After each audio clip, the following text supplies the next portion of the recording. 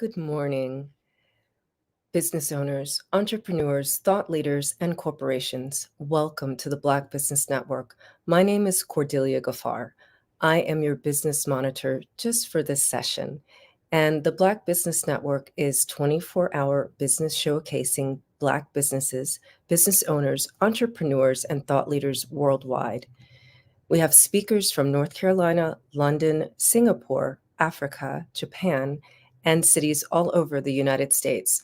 The Black Business Network is a global community sharing its business knowledge to empower, inspire, and educate businesses about business.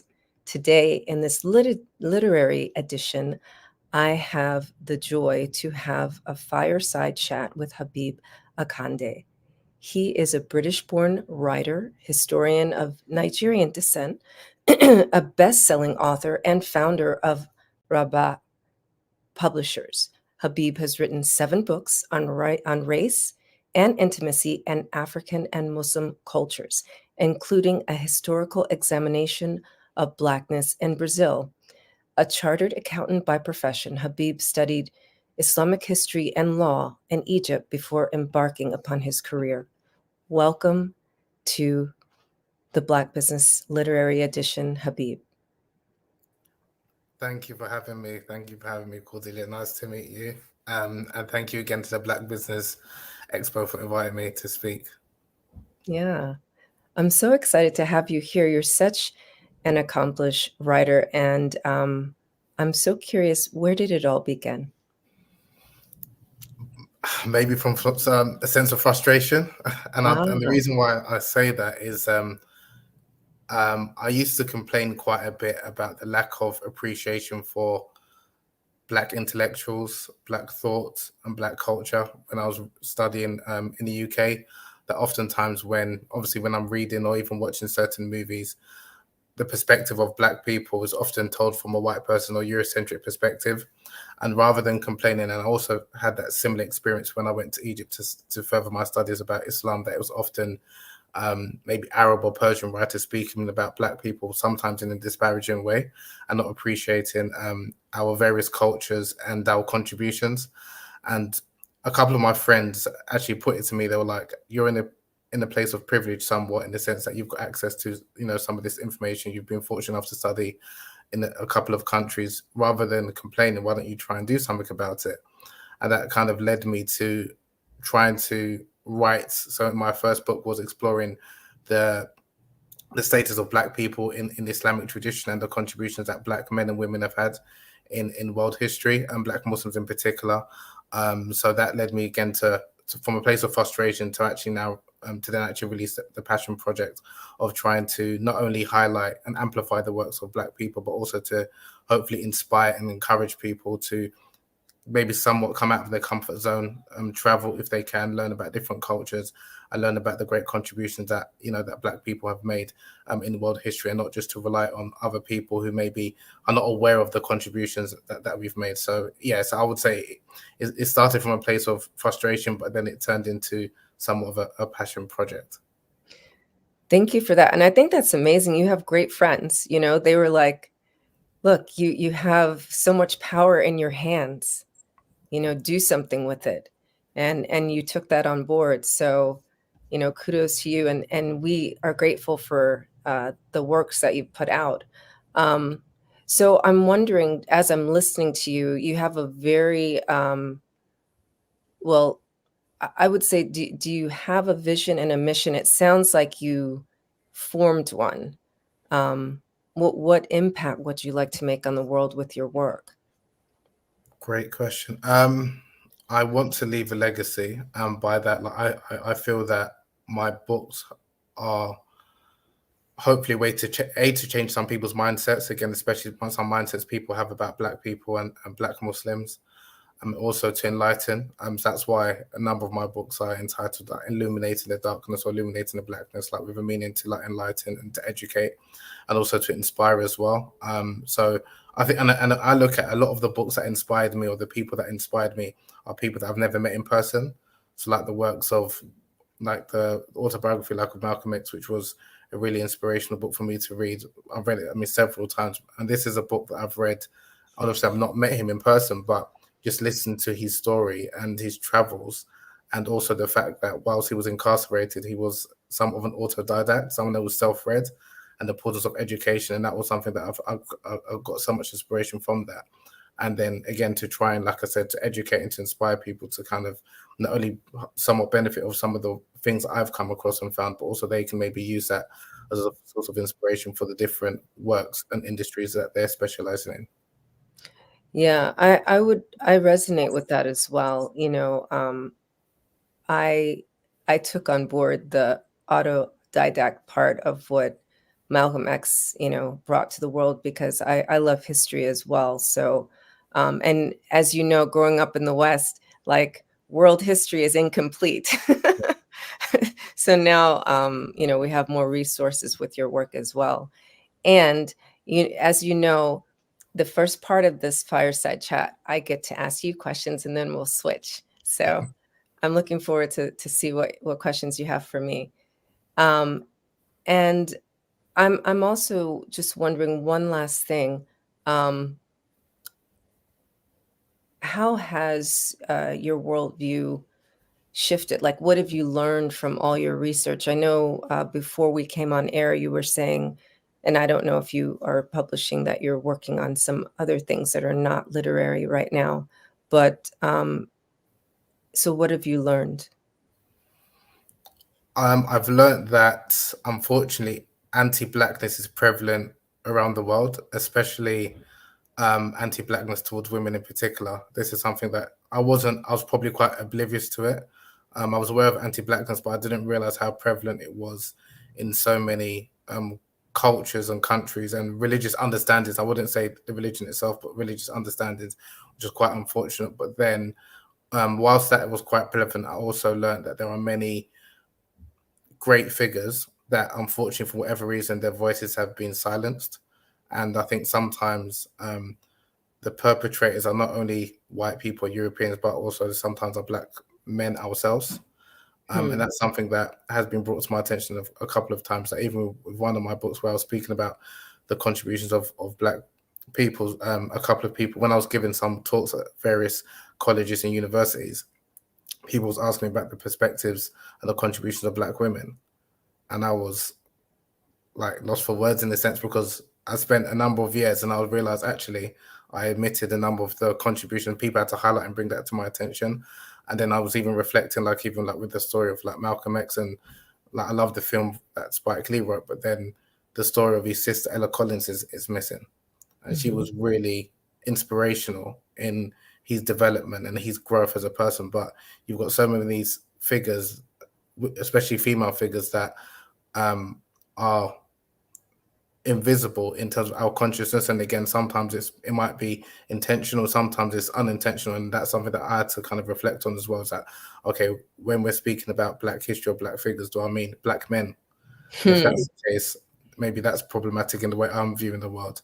And is it that it's only that you celebrate or acknowledge a woman's achievement when she's a mother or wife, and that's problematic in and of itself? So again, it's listening to what other people, and sometimes you could say critics, have said, but in a hopefully in a productive way, and helps me to understand the same way. And it's very easy for me to accuse or blame like white people or Europeans for whitewashing history and not acknowledging black people. But then I think as men as well, we sometimes do the same without realizing it because we've got a blind spot. So I think it's important that we have some of a collaborative approach and understand, again, even though it's something that I might not understand, to try and hear the perspective of other halves in humanity, which obviously are women. So that's definitely something that I've been more conscious of over the last like 5 years. Wow. I love that, right? That, of all the things you could have learned, you learned something about yourself, as you're illuminating history, and something within you has also been illuminated. So thank you for being honest with your answer and sharing that. So going forward, we'll see more works with women, and more of your works, including women, rather. Thank you. And I'm sure that some of our viewers are wondering, so are you making money doing this? Yeah, that's also another important. I'm glad as well we're talking about money, because not only because I work in like finance, but I think it's important, especially as Black people, that we're not shy or ashamed to speak about economy. And again, yes, whilst sometimes we might be writing stories or publishing books because they are a passion project or something that we're interested in, to educate people, but also I think it's important that we understand how we make our daily bread, and we teach people how to make money, because a lot of other communities, they do teach people how to make money in the, and I would definitely say that within the publishing industry, there are different ways that you can make money. And you can, whether it's by writing, whether it's by consulting, whether it's working behind the scenes like with publishers, whether it's marketing, there is money that can be made. And as someone who, again, is an accountant by profession, I understand the importance of money and to value and my own, and I'm not shy to downplay what I can make and what other people can make. And I think sometimes, whether you're giving a talk, whether you are, again, given some consultancy, and sometimes we might downplay it and say it's just giving advice. But in other professions, other industries, that's consultancy. And that's something where people are charging a fee. But again, it's important to understand maybe what the market is saying as well, and understand there's various niches in terms of that you need to target. So I always tell people, if they're, because a lot of people do think about writing a book, is I always try to say, okay, who is your target audience, or who is the person that maybe you think might more likely to read your book or purchase your book. And sometimes people, might say everyone. I think whilst that is a noble intention, we have to be quite strategic and know that not everyone is going to acknowledge your book, which is fine, or your piece of work. But again, there's obviously in the States, you've got over 40 million Black people. In Europe, we've got tens of millions of Black people. In Brazil alone, you've got over 100 million Black people of African descent. And whilst you may be thinking your target audience are people in your home country, there may be many more people outside of your home country that might appreciate your work. And that's something that I've also realized over the years, where initially my book was dedicated or targeting Black people in the UK, and there was a number of Black people outside of the UK, like in parts of South Africa, who were purchasing my book, people in Brazil, people in North America. So I would say that don't be shy to use the internet. Don't be shy to ask questions, again, in terms of understanding how to make money, and not to devalue yourself, because I think that's something that we generally, and I've noticed with speaking to various Black people in different parts of the world, is that we underestimate the value that we bring. And again, there's other people that are well aware of this and they're monetizing off this, but I don't think we should be shy to kind of talk about finances and how we can ultimately use our passion, use our skills, use our experiences, and not be afraid even to put those labels on us. So don't be afraid to call yourself an expert or scholar, because especially if obviously you've put the necessary work and years into trying to understand a particular subject matter. So that's definitely, I think it's very important that we shouldn't be shy of having those conversations about money, and understanding how we can make money, not only for ourselves, but also for future generations. And as you're talking about this, I'm wondering, was this the main reason you created a publishing company? Because like most people I meet, they're like, I want to be an author. Are you published on Amazon? And I'm like, well, let's talk about Amazon for a minute. So Yeah. did you want to create your own Amazon, or what? Yeah, a bit of both. Some was creative control. So I went through I didn't publish my first book independently, so I went through the publisher's route and things like that. But, and again, I have no qualms for my publishers, still get on great with them. But I didn't want for subsequent books where, and I'm sure many authors have gone through this, where especially when you publish a book with a publisher, you're waiting on their validation or their approval, even in terms of the book title, the way it looks. And that's something that I didn't want in future publications, because I felt I knew my audience, or my prospective audience, better than the publisher or any future publisher. So one was creative control, and secondly as well is that if you have faith in your work, and again, people's situations are quite different, but if you have some capital that you're not afraid to put up, then don't be afraid to back yourself. And if that's the case, I looked at the numbers, and it's more lucrative to go via the independent route than to go with a publisher, to be honest with you.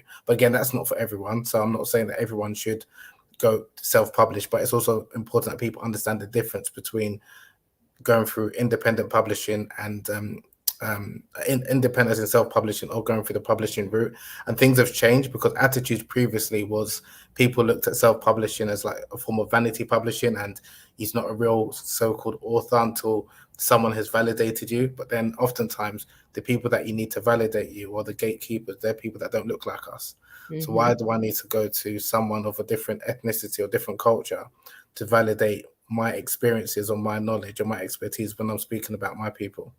So that's why, again, some of the struggles that a lot of people do face in getting published is because they are not your target audience, and they don't really understand maybe what your stories are.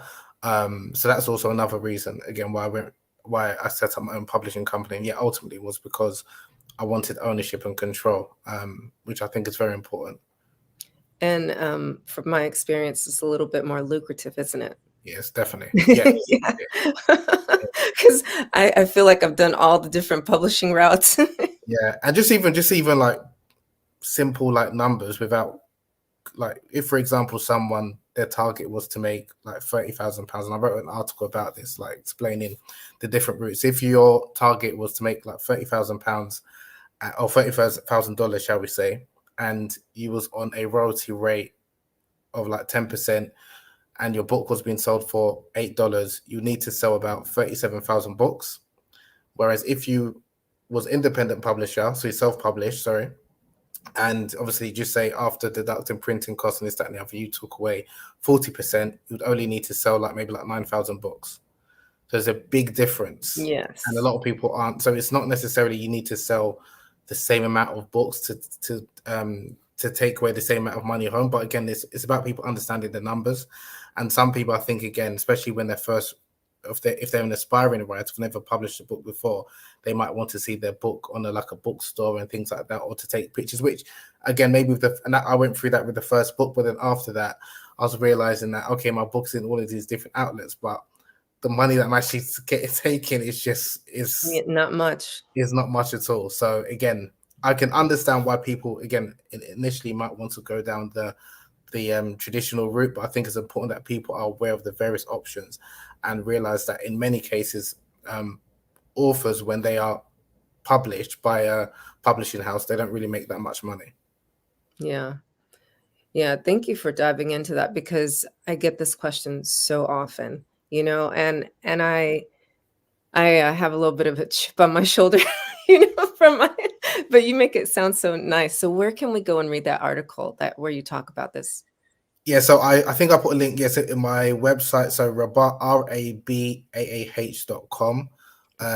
Or I think, yeah, there's a link. Or if you just type in my name, Habeeb Akande, challenges for Black Muslim writers. So it's mainly speaking from a UK perspective, but the article was written for Black Muslim writers, particularly in the UK, and some of the challenges that we face. But again, it's a lot of the information and advice is equally applicable for people in North America. So, and I do break down, like, again, in terms of like different scenarios, like if you go down the self-publishing route, or if you go down the traditional publishing route. And then I think I touch on the different ways of, not only in terms of writing, but there's other avenues that one can make money in the publishing space. Like I said, whether it's consultancy, whether it's advising some publishers, or giving talks and giving webinars.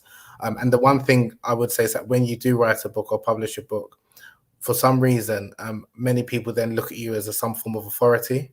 I don't know what it is, but people look at books so once you publish a book, then there's other opportunities that are available, commercial opportunities that are available, like speaking engagements and workshops and what have you. So, and the great thing about when you write a book is that people can benefit from it years later, and you can also, receive some business opportunities much like 5, 10, 15 years after you published the book, and maybe you're thinking about something totally different. So I definitely would recommend people to look into it, especially if you've got some experience or a story to tell. I mainly write non-fiction books, but there are obviously people who are more creative and they want to write like novels and things like that.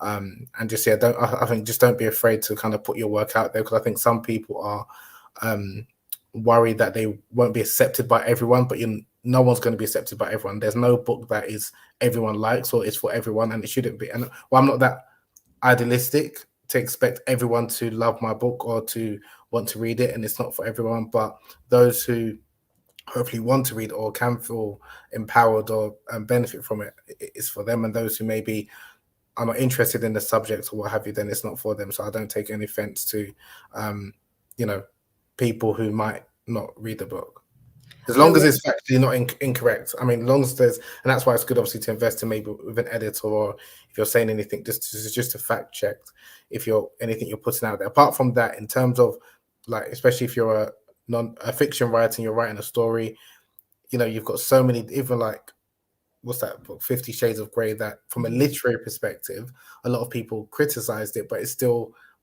you know, made, you know, millions and millions of dollars. So again, it's not, you don't necessarily need someone's validation or approval to put your work out there.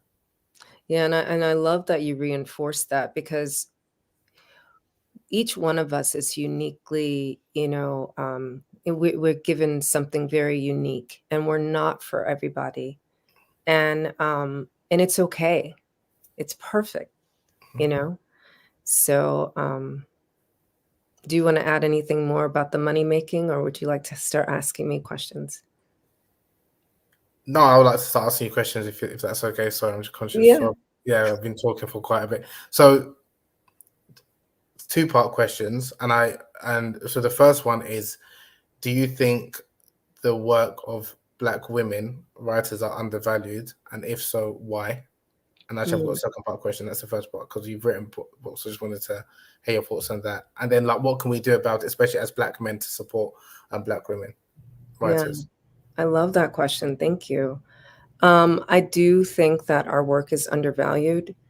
And, you know, it's been my experience, like, for example, you know, I've experimented with different categories on Amazon just to see, you know, and unless I'm literally pounding the pavement, um, I don't sell very many books. Um, and I think the easiest thing for Black men to do is to acknowledge, you know, because I do feel like Black men are more recognized. They have the ear and the eye of white women.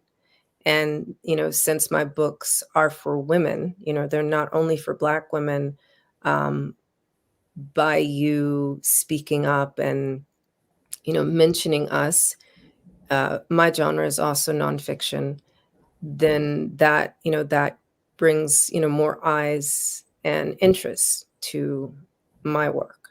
So, yeah. So on our part, because obviously this is something else I want to take away, not only myself, but obviously, hopefully, the Black men who are listening, is to acknowledge, and then the second part was it to like to share, so people are aware of, like, to amplify your voices. Is that what? Yes, to share and acknowledge. I mean, for example, like when I saw your post the other day acknowledging me, you know, with other Black women, more of that. I don't see a lot of that, you know. So I appreciate that. And what is your passion in the writing the books? Like, what inspires you? Like the books that you write? I feel like Black women carry the burdens of life and the world on their shoulders. And I want them to know that it's their birthright to pour into themselves, to live from a place of overflow, to live from a place of joy, and to have permission to really love themselves deeply. Um, you know, I hear a lot of stories about how Black women don't appreciate each other, and what I see it completely different.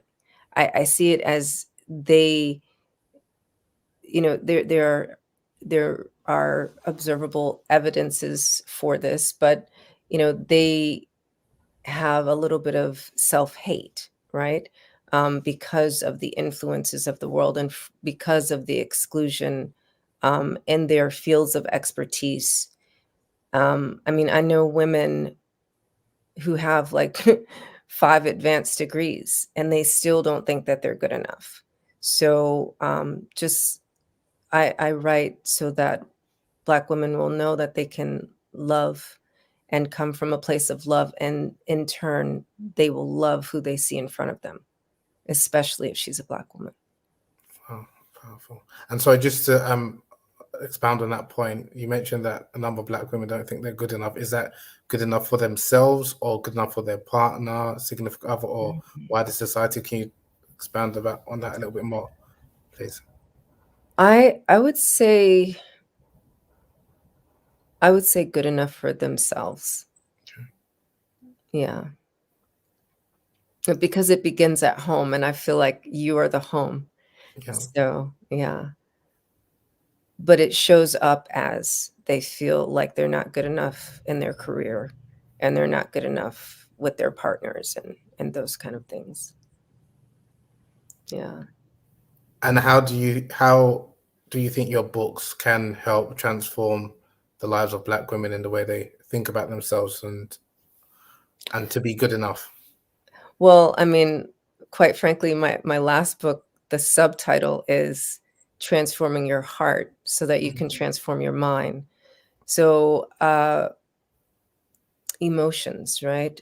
Just acknowledging that you have them, acknowledging the power and the alchemy of them. We started out our conversation today. Well, you said that you started because you were frustrated.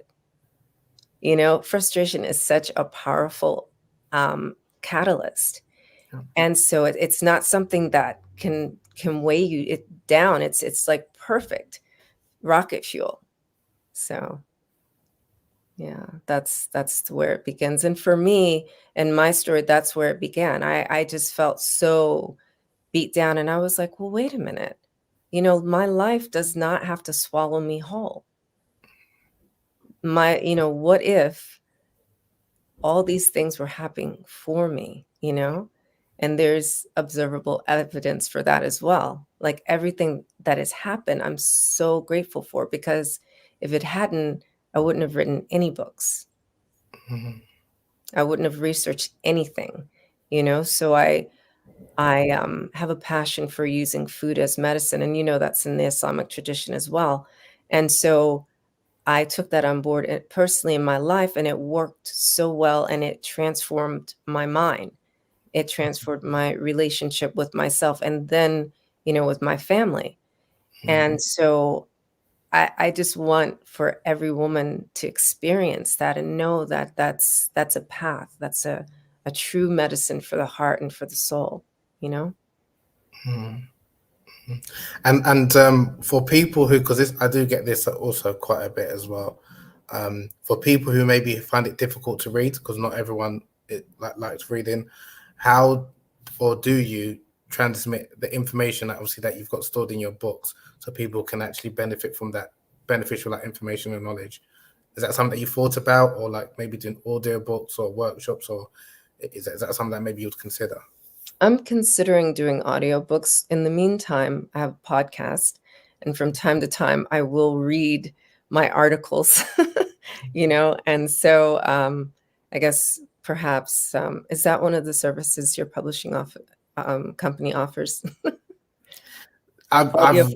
cut back. Yeah, I've cut back, but I used to do, because it is quite time consuming. But because I mainly work with publishing houses, I used to work with authors, but not as much recently. But I definitely think that's something I need to look into, or even to speak to other people to really do, because that's something that a number of people have raised to me, is that they like the information, but they're just not really a reader for whatever reason. And I understand not everyone has got time, or maybe is used to kind of reading books, but they like the information. And how do I receive that information that you've put into a book?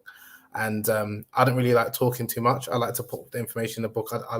I would prefer to be more behind the scenes, but I was encouraged by a number of people, family members, my missus, like, you should go out there more, do podcasts. And again, because I don't really want to be the face of stuff. So it's only because of people kind of encourage me to put myself forward because, like I said, not everyone likes reading books. So it's like, okay, how can people digest the information in different mediums? So whether it's audio, whether it's podcasts, like you mentioned, whether it's workshops, whether it's even like Instagram, like short reels or stories, because again, everyone digests or takes information differently. So it's just kind of thinking about that and trying to be quite creative in terms of how we impart the knowledge and expertise that we've got.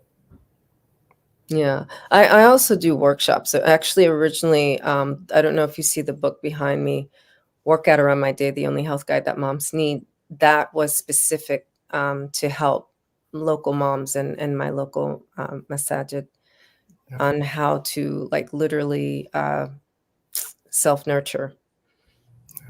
So I did have another question on the theme because I'm really, I don't know, maybe when you said the good enough part, just a lot of light bulbs, and so I've got so many questions that arose from that. Do you think that religion or religious institutions or religious people have played a part in making women, Black women in particular, feel that they're not good enough? You know, I really hadn't thought about that. It's a possibility. If I think about many of the Black women I know, they feel like they must be servant leaders, you know, and I really have a problem with that. Yeah, I don't even like the terminology. You know, it's one thing to be like a servant to God, right? To Allah, but like servant leader, it feels like I am serving the whole community so that you'll recognize me as a leader. So perhaps from that perspective, and even with that, you know, like I immediately my mind goes to Ramadan, right? And I have the fortune that half my life I was a Christian and half my life I've been a Muslim. So, you know, I think about in Ramadan, the sisters that stay are usually Black, you know. I mean, there are other, you know, women, but the ones that end up cleaning, the ones that, you know, cook, and all those things.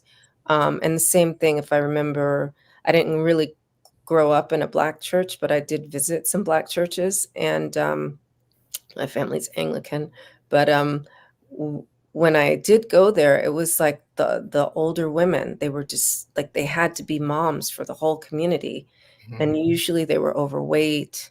You know, had some health conditions, and when they died, it was just like, oh my God, who's going to organize? You know, yeah, and so yeah, it's like it's a conditioning where you have to prove your sainthood.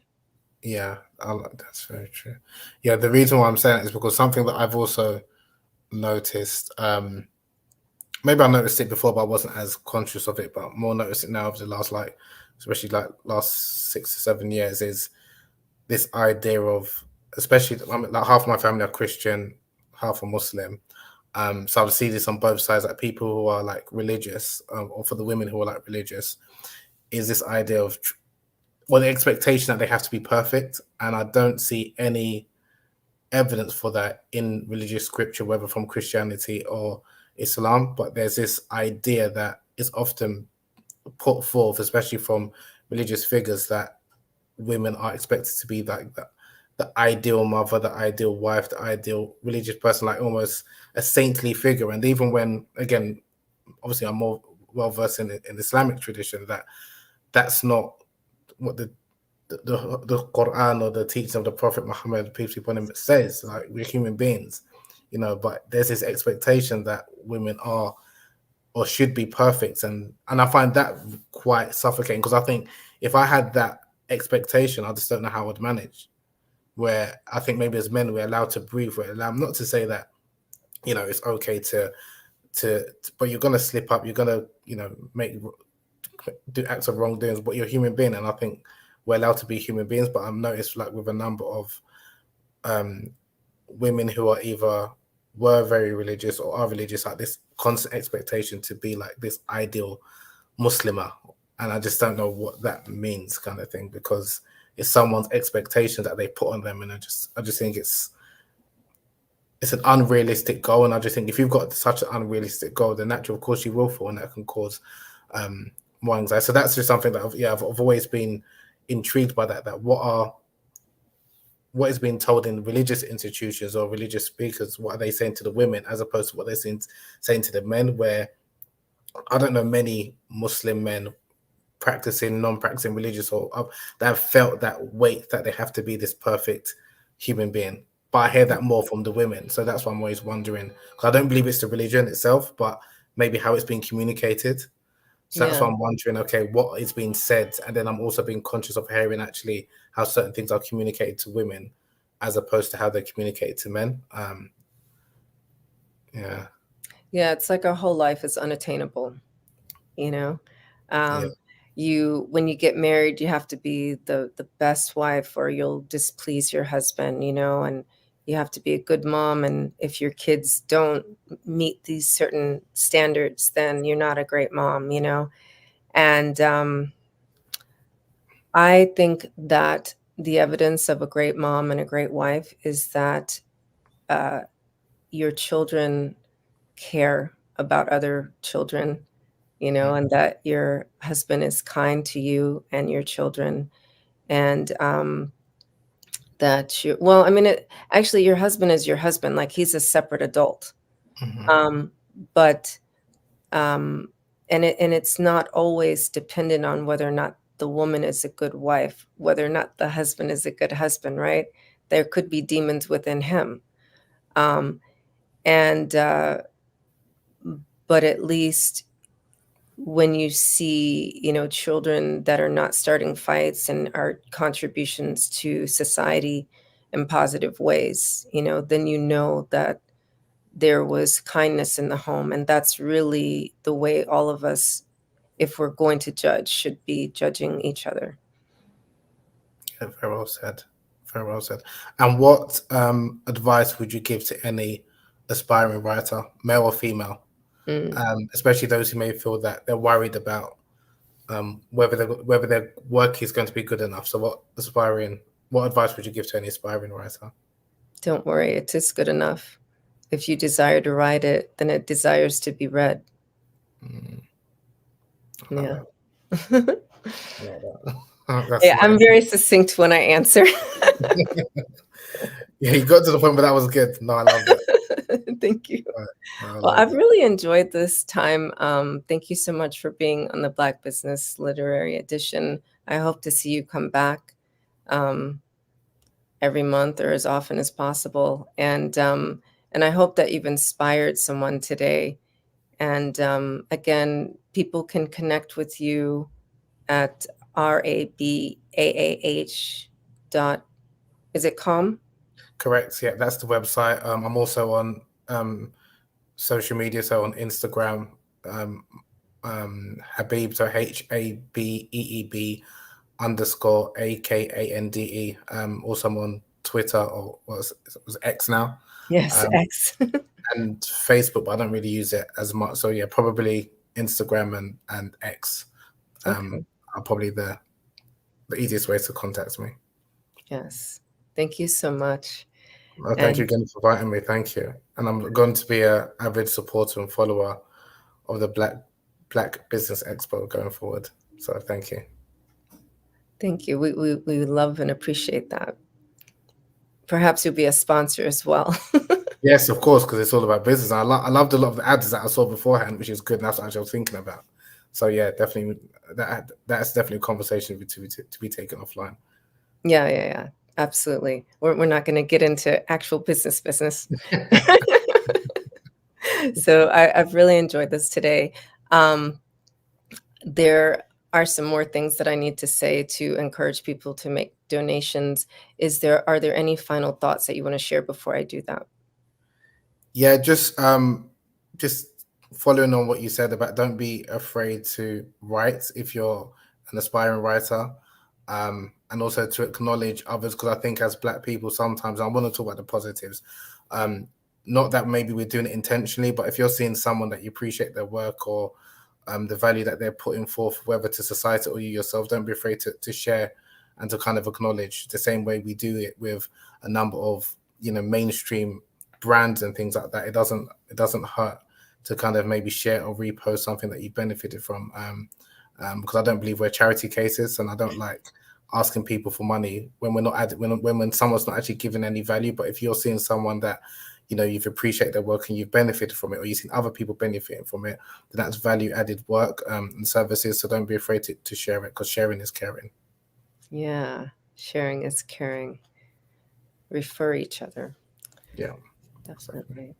Thank you so much. And it's just been a really gorgeous conversation. I'm going to close this out by saying the Black Business Expo's mission is to raise funds for high school seniors going to college or K through 12 entrepreneurs. This expo is a fundraiser for students, and you may go to www.blackbusinessexpousa.com to donate to the scholarship fund, or use the Cash App on the screen, which is the $BBXUSA. Our goal is to give laptops to up to $5,000 to 10 students, and students can register at www.blackbusiness.com. We also want to thank our Black Business Expo USA sponsors for February 2024: NC100, Moody Capital Partners, Suede Soul, BDM Media, Lotus Rocher Coaching and Training, Carolina, Virginia Minority Supplier Development Council, Step Management, Hello LLC, BHS and Associates, Margie McLean Foundation, Inc., Genius is Common, Earth Essentials, Malane Cheney Global, Executive Women's Success Institute, The Quality Coaching Company, Superwoman Business Services, Creative Force Studios, Lee Entertainment, Artistic App Design, Black Business Expo USA. Genius is Common, and I'll see you on the other side.